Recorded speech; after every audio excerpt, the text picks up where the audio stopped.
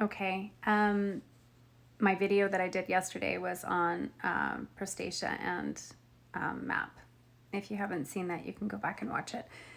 I want to actually clear up a few things. There was somebody that actually made a very good point and broke pedophilia down into two categories that I want to elaborate on. So this was Raven Swan. Sorry, I'm trying to remember her name or their name. And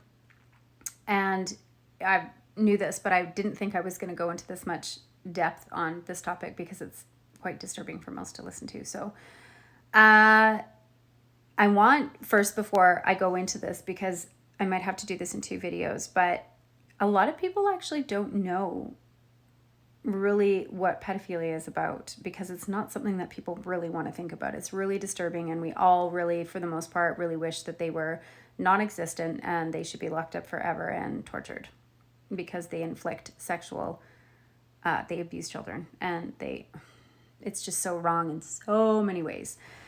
And it is a mental illness. As I said in my last video, it is not a sexual orientation. It is a mental illness that is probably the most disturbing one out there.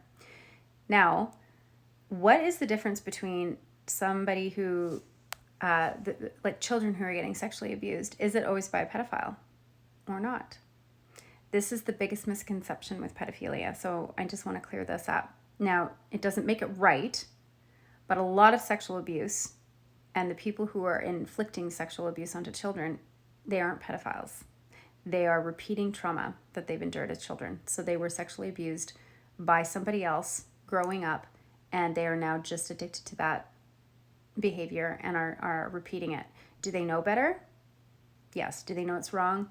Yes. This is why it's a secret, right? We all know it's wrong.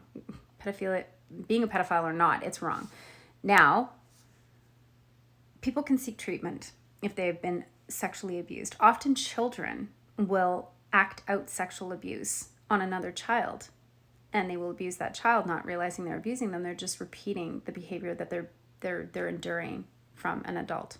But is that adult an actual pedophile? Not always.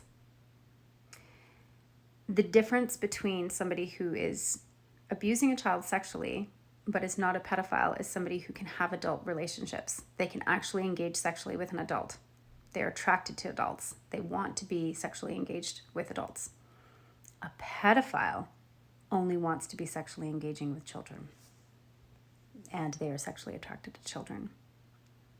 It's a little bit different. So stay tuned for part 2 because I'm going to elaborate.